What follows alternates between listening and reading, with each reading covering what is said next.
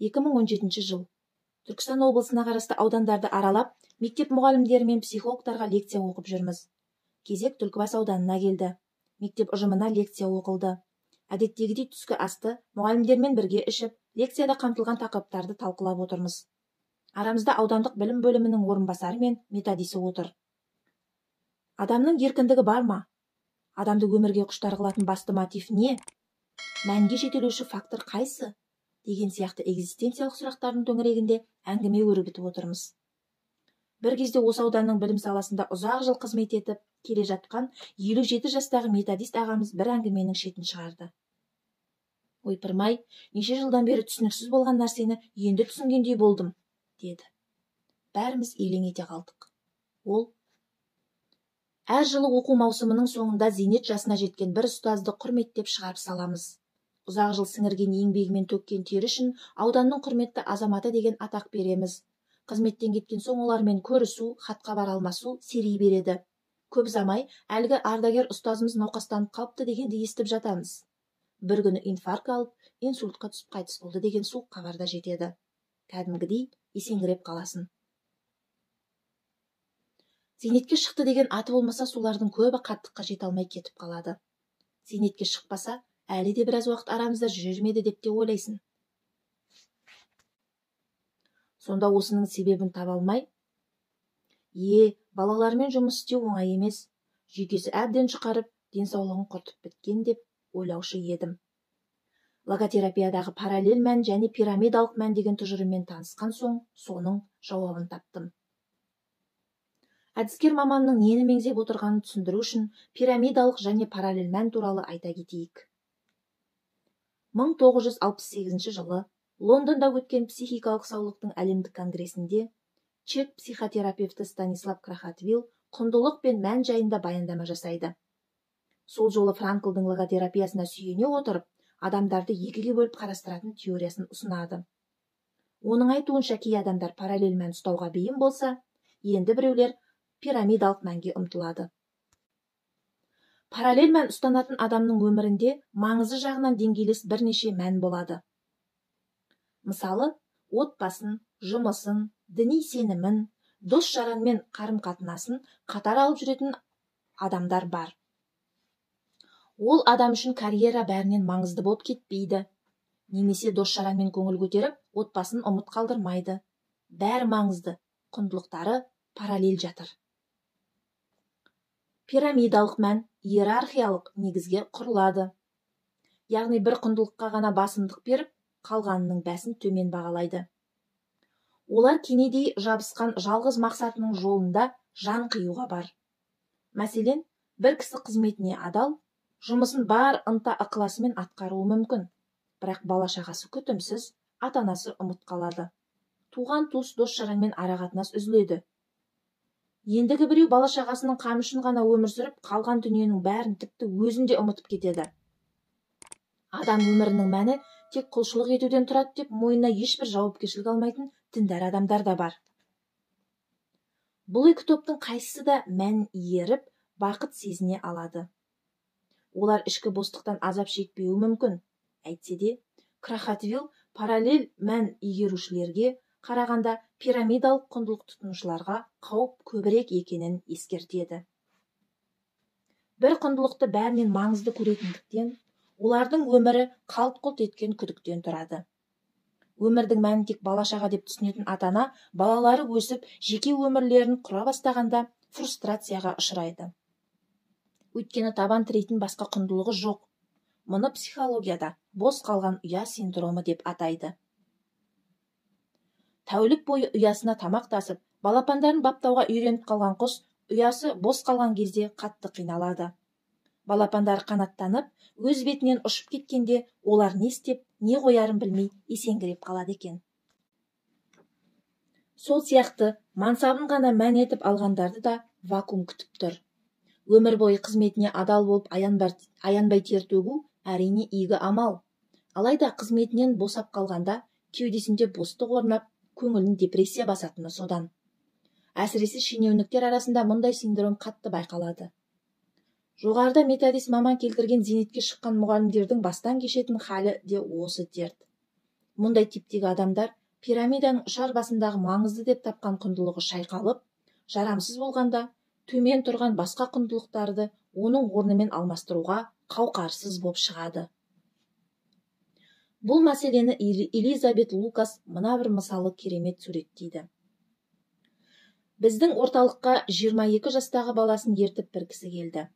Келе сала жағдайды түсіндірмей жатып, екеуі жанжалдасып кетті. Амал жоқ, екеуін бөлек-бөлек қабылдадым. Алдымен әкесі кірді. Әкесі бір кәсіпті қолға алып, үлкен фирманың негізін қалаған екен. Олай-бұлай болып кетсем, бұл фирманы ұлым жалғастырып әкетуі керек деп жүреді. Сол оймен баласын бизнес академиясына түсіреді. Баласы академияны бітірген соң беделді бір фирмада тәжірибеден де өтеді, бірақ бизнеске қызығушылығы оянбайды. Әкесінің фирмасына бармай, бөлмесіне қамалып алады. Бұған ашуланған әкесі оны мұрагерліктен айырады. Сосын ұлын тыңдадым. Ол, білмеймін, әкемді түсіне алмадым дегеннен басқа ештеңе айтқан жоқ. Біраз сөйлескен соң жағдайды түсіндім. Ол әкесінің кәсібін жалғастыруға құлықты емес. Мен бұған қызықпаймын, деді. Енді осы оқиғаға талдау жасайын. Бұл жігітте не мақсат, не мұрат жоқ. Ол әлі жас, өзіне сенімсіз. Ал әкесінің нақты өмірлік мақсаты бар. Сол мақсатын баласына таңып бергісі келеді. Көп жағдайда бір адамға мән болып көрінген дүние екінші адамға құндылық бола алмайды. Тіпті өзінде құндылық болмай біреудің дайын мақсатына жабысса да, оны тез жоғалтып алады. Сондықтан бұл жанжалда негізгі проблема әкеден туып тұрғанын түсіндім. Алдымен оларды татуластырдым. Ойлана келе, балаңыз бір жылға шетелге барып келсін деп кеңес бердім.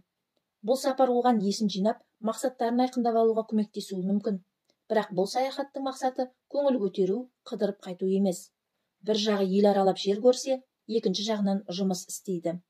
Өмірлік бағытын айқындасын, ойлансын дедім. Қайтып келген соң өзінің таңдауын айтады. Не әкесінің фирмасын қолға алады, не өз жөнмен кетіп, басқа жұмыс істейді. Бұл ұсынысқа екеуі де келісті. Бала болашақ бағытын, мақсатын айқындап келуі керек. Қандай таңдау жасаса да, әкесі оған құрметпен қарауға уәде берді. Бұл ұсыныс екеуіне де тиімді еді. Әрине, әкесін көндіру, оның келісімін алу оңай шаруа болған жоқ. Әкесінің құрған бизнесі пирамидалық құндылық. Пирамидалық сатының ең төбесінде орналасқан. Бала одан бас тартса, фирма отбасының мұралығында қалмайды. Оны сату керек болады. Әкесі қартайған сайын пирамидалық құндылықтың мәні көмескілене береді. Өмір бойы тер төгіп осы бизнесті құрып едім, соның бәрі еш болғаны ма деп өзінен сұрайды. Мұның соңы торығуға алып келеді. Мен баланы әкесінің жұмысын жалғастыруға көндіре алмадым. Бірақ әкесіне құндылықтар жүйесін қайта қарауға кеңес бере аламын. Бұған дейін төмен бағаланған құндылықтарды көтеріп, пирамидалық структурадан параллель жүйеге ауыстыру қажет. Сонда ғана ол бір құндылықтың фанаты болмай, бірнеше мәнді қатар игереді. Әкесінің өмірлік мәні мен ойлағаннан да төмен құлдырап кетіпті. Оны тығырықтан шығарудың жолын іздедім. Бірнеше рет қабылдауыма шақырдым. Әр қабылдауда оның басқа қызығушылығын, хоббиін, армандарын талқыладық. Сөйтсек, кішкентай кезінде асыл тұқымды иттерді жақсы көретін болыпты.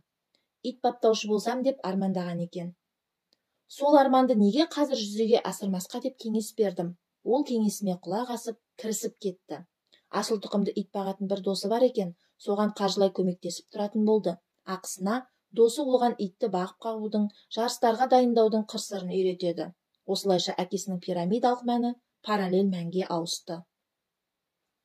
Бір жылдан соң баласы қайтып келді. Әкесінің бизнесін жалғастырмайтынын, өзінің басқа жоспарлары бар екенін нық сеніммен айтты. Бірақ әкесі оның жауабына ашуланған жоқ, түсіністікпен қарады.